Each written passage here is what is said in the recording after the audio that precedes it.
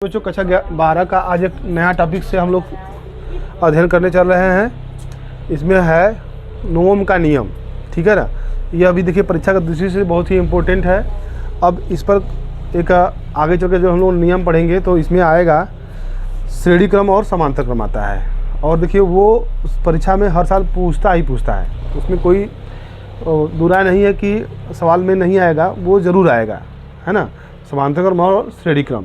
और इसके पहले हम बता चुके हैं पिछली वीडियो में कि समांतर क्रम और श्रेणी क्रम में हम लोगों का वो संधारित्र वाला था, जो था कैपेसिटर था, उसमें हमने सवाल लगाया है। और उस सवाल को लगाते समय एक ठो नियम आया था हम लोगों का, वो हीट सेतु वाला, तो वो पूछता है ना। देखिए उसमें उस नियम को पूछने का तात्पर्य ये है कि वो उसमें हीट सेतु का भी नियम फॉलो हो गया, कैपेसिटर भी हो गया, और समांतर और श्रेणी, मतलब कि 3 नियम एक ही सवाल में हो जाएगा, तो वो आपका मूल्यांकन कर लेगा। परीक्षा का मतलब ये नहीं होता है कि एग्जाम पास करना, आपका वो मूल्यांकन होता है बच्चों, है ना। यदि हो बहु परीक्षा, देखिए इसीलिए कॉपी पे परीक्षा ली जाती है। कहाँ परीक्षा ली जाती है? कॉपी पे, कि थोड़ी बहुत यदि त्रुटियाँ हैं तो उसको हम लोग सुधार करके आगे बढ़ा दें। बस उसका मतलब समझ में आ रहा है कि आप लिख क्या रहे हैं, उसके बारे में लिख रहे हैं, तो बस उसी को देख करके कि हाँ बच्चा को आ रहा है, कुछ लिखा है, उसके आधार पर नंबर दीजिए। यदि वही कॉपी कंप्यूटर चेक करे तब तो पूरा गलत कर देगा। कहीं न कहीं मात्रा में, कहीं माथा में, कहीं अंक में, इधर उधर कहीं न कहीं मिस्टेक रहेगा ही रहेगा। इसलिए उसको कौन चेक करता है? मानव चेक करता है, ठीक है ना। कंप्यूटर कब चेक करेगा? जब आप परीक्षा देने जाएंगे, वनडे एग्जाम देने जाएंगे, तो वो OMR कॉपी पर होगा। OMR जैसे कि बस गोला भरना होता है, उसमें गोला भरना होता है। अब उसमें देखिए मिस्टेक करेंगे तो गड़बड़ हो जाएगा। इसलिए देखिए सरकार ने क्या करी, मुहिम चलाई है। अब छोटे कक्षा में, कक्षा 9 और के बाद 10 के बोर्ड पेपर में 20 क्वेश्चन देती है, OMR देती है, कि बच्चे वहीं से सीखे रहेंगे तो आगे चल करके उनको आगे परीक्षा में दिक्कत नहीं होगी। अभी इंटर लेवल में तो नहीं यूज हो रहा है, हो सकता है कि आने वाले समय में इंटर लेवल में उसमें दे दे 2-4-10 क्वेश्चन या 20 क्वेश्चन दे दे, मगर अभी इंटर लेवल में नहीं है, बस कहाँ है, हाई स्कूल तक है। तो आप लोग अपना तैयारी बनाए रखिए। इसी क्रम में देखिए बच्चों लिखा हुआ है ओम का नियम है। तो ओम का नियम हम लोग तो कक्षा हाई स्कूल से पढ़ते आ रहे हैं, ठीक है ना। तो ओम का नियम यही बच्चों है कि किसी चालक में के ताप में कोई परिवर्तन न किया जाए तब उसके सिरों पर उत्पन्न विभवांतर तथा उसमें बहने वाली धारा का अनुपात क्या होता है? नियत होता है, कांस्टेंट होता है। जैसे कि ये देखिए विभव, ये क्या है? धारा है, का मान बराबर है। जैसे जैसे देखिए विभव बढ़ रहा है तो उससे क्या बढ़ रही है? धारा बढ़ रही है। तो 1 है तो 1 वोल्ट पर 1 एम्पियर धारा, 2 वोल्ट पर 2 एम्पियर धारा, 3 वोल्ट पर 3 एम्पियर धारा। तो इसको मिलाएंगे बच्चों ऐसे करके, फिर ऐसे मिलाएंगे, फिर आगे भी ऐसे मिलाएंगे, ऐसे। तो देखिए ये बिंदु एकदम सीधा रेखा बनाएगा। ये सीधा रेखा होने का तात्पर्य ही क्या है? कांस्टेंट है, नियत है, न इधर जा रहा है न ही उधर जा रहा है, एकदम बीच में जा रहा है। देखिए यदि किसी चालक की भौतिक अवस्था जैसे ताप में कोई परिवर्तन न हो तो उसके सिरों पर लगाए गए वैद्युत विभवांतर तथा उसमें बहने वाली धारा का अनुपात क्या होता है? नियत होता है। तो इसको लिख सकते हैं बच्चों, यदि चालक के सिरों पर लगा विद्युत विभवांतर भी तथा उसमें बहने वाली वैद्युत धारा कितनी हो? I हो, तो ओम के नियम से V बटा के I बराबर क्या बोलेंगे? नियतांक। और यह नियतांक क्या होता है? प्रतिरोध होता है। क्या होता है? प्रतिरोध होता है, प्रतिरोध। इसको कैसे दे सकते हैं? तो R से। तो यही हो जाएगा बच्चों V बटा के I बराबर R। तो फाइनल में लिखेंगे V बराबर IR। यही पढ़े हम लोग हैं, ठीक है। तो चलिए देखिए, तो अब इसका मात्रक बच्चों क्या हो जाएगा? जैसे कि प्रतिरोध का मात्रक, प्रतिरोध का मात्रक क्या होता है बच्चों? ओम। इसका सिंबल होता है ऐसे, ठीक है। तब इसको लिखते हैं 1 ओम बराबर 1 वोल्ट प्रति एम्पियर, ठीक है। इसको भी लिख लीजिए। नेक्स्ट देखिए बच्चों, अब अभी हम लोगों ने ओम का नियम पढ़ा है। उसके आगे देखिए अब एक नया टॉपिक है बच्चों, विशिष्ट प्रतिरोध अथवा प्रतिरोधता। उसी को कहते हैं, क्या कहते हैं?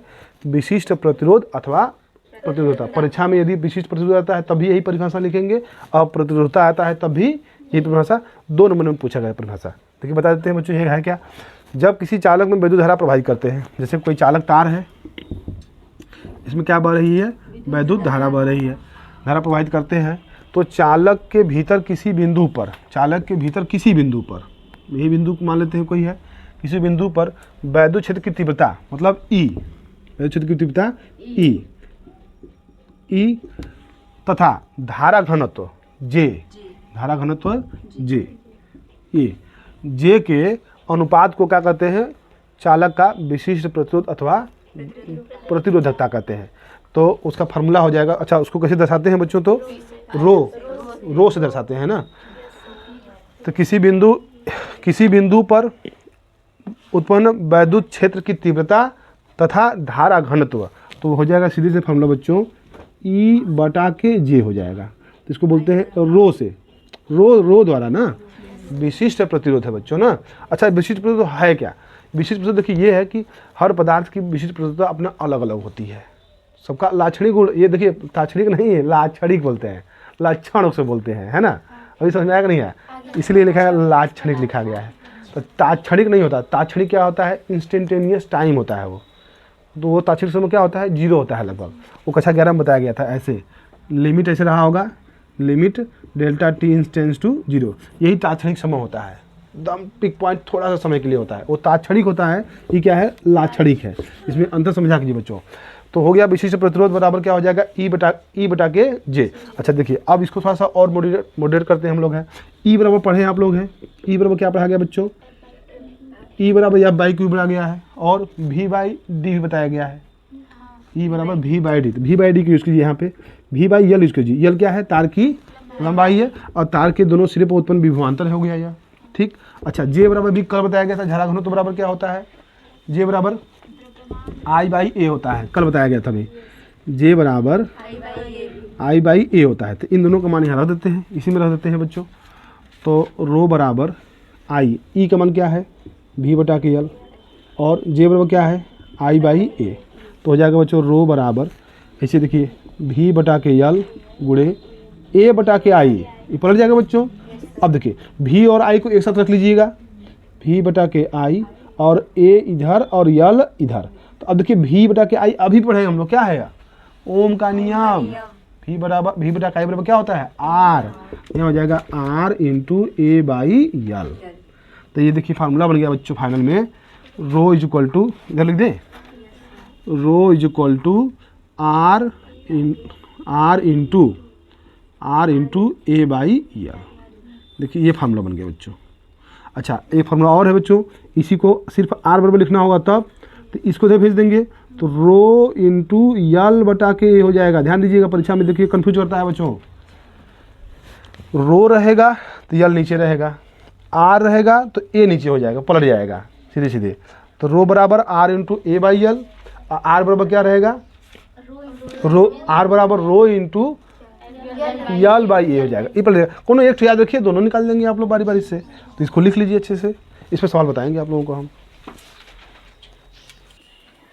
देखिए आगे बच्चों है विशिष्ट प्रतिरोध का मात्रक, ठीक है। देखिए फार्मूला क्या बच्चों, रो है तो रो का मात्रक, तो फार्मूला एन है, रो बराबर बताइए, तो रो बराबर क्या होता है, आर ए बाई यल होता है, ध्यान दीजिए। तो आर का मात्रक, आर का मात्रक, ए का, फिर यल का मात्रक। तो आर का मतलब क्या होता है बच्चों, ओम,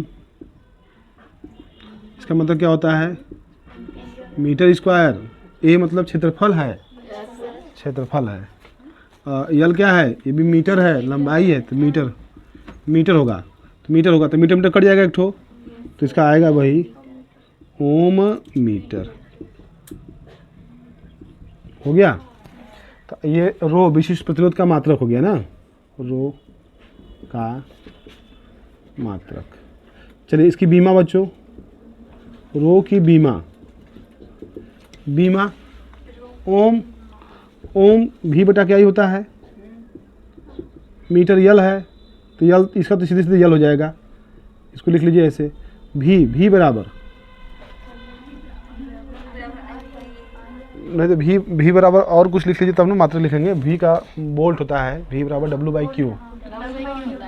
बाई क्यू से, तो इसका तो W/Q हो जाएगा। यल है, इसका क्या है, एम्पियर है, तो ए लिख लेंगे हम लोग। तो इसका बीमा हो गया ना। अब इसका लिखना है W कार्य का मात्रक, कार्य का मात्रक जूल होता है, तो जूल को और चिन्ह कीजिए, कार्य बराबर बल गुणे विस्थापन, कार्य बराबर बल गुणे विस्थापन। तो बल की बीमा डायरेक्ट लिख लीजिए, हम तो कर रहे हैं। बल की बीमा क्या होती है, यम यल टी के पावर -2, और विस्थापन है तो उसका यल हो जाएगा। फिर अगले यल हमारे पास यह है, और नीचे क्यू बराबर क्या होता है IT, तो हो जाएगा AT हो जाएगा, और यहाँ पे क्या मिलेगा, A मिलेगा। अब सबको उठा कर ऊपर ले जाएंगे बच्चों, तो ऊपर जाएगा तो यम अकेले हैं यहाँ पे, तो यम अकेले रहेगा। हाँ देखिए बच्चों, यल कट है 3 ठो, यल घाते 3 हो जाएगा।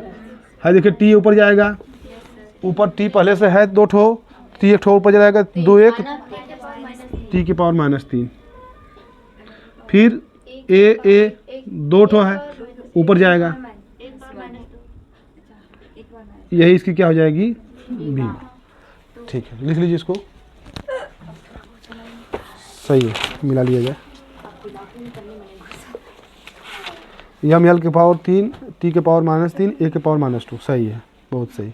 अच्छा, इसका यम केस पद्धति में मात्रक लिखना होगा, तब रो का यम के यस पद्धति में मात्रक, देखिए बच्चों 100 लिख रखे, किलोग्राम मीटर घाते 3, सेकेंड के घाते -3, और एम्पियर के घात में -2। ये इसका आंसर आएगा, लिख लीजिए। तो देखिए बच्चों, इस प्रकार आज हम लोगों ने विशिष्ट प्रतिरोध को पढ़ा, ओम का नियम पढ़ा। देखिए ओम का नियम बहुत इंपॉर्टेंट होता है, और इसमें से जो पढ़े हैं विशिष्ट प्रतिरोध हम लोग पढ़े हैं, इसका देखिए मात्रक पूछता है और बीमा पूछता है, 2 नंबर में पूछेगा। तो इस प्रकार आप तैयारी कर लीजिए। और शाम को देखिए हम लोग 8 बजे से 9:30 बजे तक हाई स्कूल का मैथ और साइंस का क्लास चल रहा है, बोर्ड परीक्षा तैयारी चल रही है। कक्षा 12 का 9:30 बजे से 10:30 बजे तक क्लास चल रहा है। ठीक है बच्चों, थैंक्स फॉर वॉचिंग बच्चों।